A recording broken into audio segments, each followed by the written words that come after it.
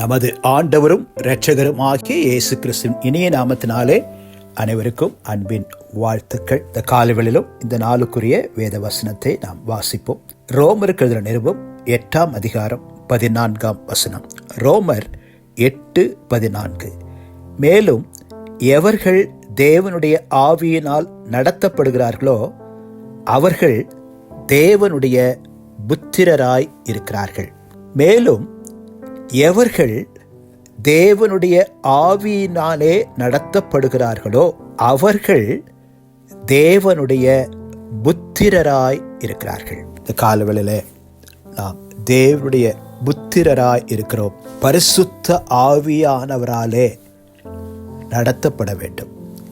தேவனுடைய புத்திரராய் இருக்கிற நாம் தேவனுடைய ஆவியானவராலே ஒவ்வொரு நாளும் வழிநடத்தப்படுவதற்கு நம்மை ஒப்புக் கொடுக்க வேண்டும். ஒவ்வொரு நாளும் கால்வெளியில தேவ சமூகத்தில் நம்முடைய ஆவி, ஆத்துமா, சரீரத்தை ஆவியானுடைய கரத்தில் ஒப்புக் கொடுக்கணும். ஆண்டவரே, இந்த நாளிலே நீர் எங்களை நடத்தும். நாங்கள் பேச வேண்டியது, செய்ய வேண்டியது, செயல்பட வேண்டியது எல்லாவற்றிலும் நீர் நடத்தும் என்று சொல்லி ஒவ்வொரு நாளும் ஆவியானுடைய கரத்தில் நம்மை அர்ப்பணிக்க வேண்டும். சங்கீதக்காரனாகிய தாவீதோ சங்கீதம் 143:10 உமக்கு பிரியமானதை செய்ய எனக்கு போதித்தருளும். நீரே என் தேவன், உம்முடைய நல்ல ஆவி என்னை செம்மையான வழியிலே நடத்துவாராக. சங்கீதக்காரனுடைய ஜெபம், உம்முடைய நல்ல ஆவி என்னை செம்மையான வழியிலே, சரியான வழியிலே நடத்துவாராக என்று ஜெபித்தார். காலவெளியிலும் தேவனுடைய பிள்ளையே, நாம் தேவனுடைய ஆவியானவராலே, தேவ ஆவியானவராலே, பரிசுத்த ஆவியானவராலே வழி நடத்தப்பட வேண்டும். யாரெல்லாம் தேவனுடைய ஆவியை நடத்தப்படுகிறார்களோ அவர்கள் எல்லாரும் தேவனுடைய புத்திரராய் இருக்கிறார்கள் என்று சொல்லி வேதம் சொல்லுகிறது. எனவே இந்த காலவெளியில தேவனுடைய பிள்ளையே, பரிசுத்த ஆவியானவர் நம்மை நடத்தி செல்வதற்கு நம்மை ஒப்புக் கொடுப்போம்.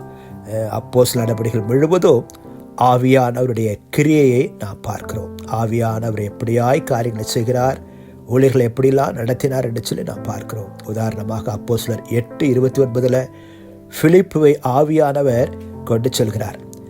எத்தியோப்பியா மந்திரியை சந்திக்கும்படியாக, எத்தியோப்பியா மந்திரிக்கு சுவிசேஷத்தை அறிவிக்கும்படியாக, எத்தியோப்பியா மந்திரிக்கு ஞானஸ்நானமும் கொடுத்து வழிநடத்தும்படியாக பரிசுத்த ஆவியானவர் பிலிப்புவை வழிநடத்தி செல்வதை நாம் வாசிக்கிறோம்.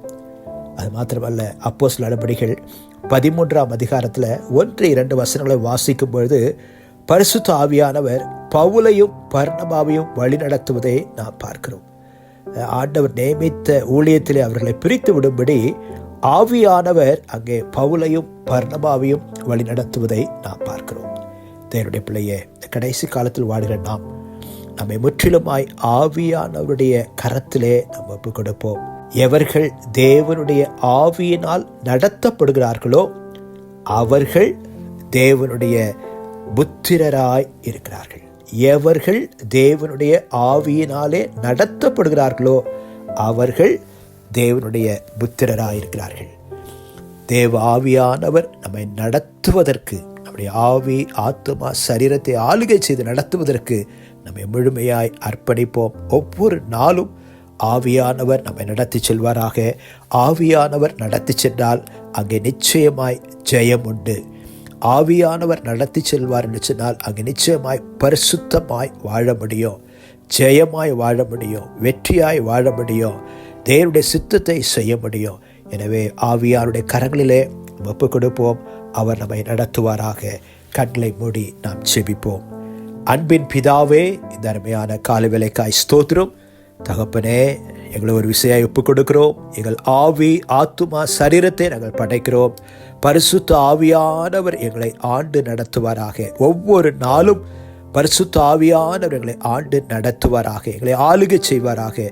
ஆவியானுடைய சத்தத்துக்கு, ஆண்டவருடைய உணர்வுகளுக்கு நாங்கள் கீழ்ப்படிய எங்களுக்கு உதவி செய்யுங்கப்பா. அப்படிப்பட்ட கிருபைகளை தாங்க, ஞானத்தை தாங்கப்பா.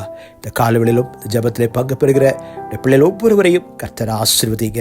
ஆண்டவரே, ஆவியானுடைய சத்தம் கேட்டு உடைய சித்தத்தை நிறைவேற்ற கிருபை தாங்கப்பா. தாழ்த்துகிறோம்.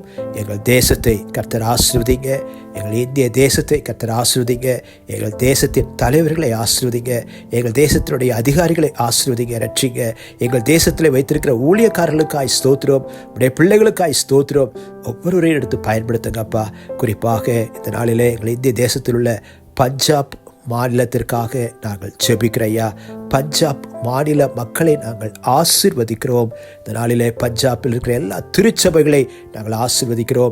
பஞ்சாபிலே ஒரு பெரிய எழுப்புதல் ஆண்டவரே நடந்து கொண்டிருக்கிறதற்காக பெரிய ஒரு ஆவிக்குரிய மாற்றம், ஒரு மறுரூபம் நடந்து கொண்டிருக்கிறதற்காக ஸ்தோத்திரிக்கிற ஐயா. தொடர்ந்து அப்பா பஞ்சாப் முழுவதும் நாமும் மகிமைப்படட்ட ஐயா. பஞ்சாபில் உள்ள சபைகளை கர்த்தர் ஆசீர்வதிங்க. இன்னும் எந்தெந்த இடங்களிலே பஞ்சாபிலே சபைகள் ஆரம்பிக்கப்பட வேண்டுமோ, எந்தெந்த கிராமங்களிலே சபைகள் ஆரம்பிக்கப்பட வேண்டுமோ, சபையில்லாத கிராமங்களிலே சபைகளை ஸ்தாபிக்க கர்த்தர் ஊழியர்களை எழுப்பும்படியே நாங்கள் ஜெபிக்கிற ஐயா. இப்படி வல்ல கரத்தில் ஒப்புக் கொடுக்கிறோம்.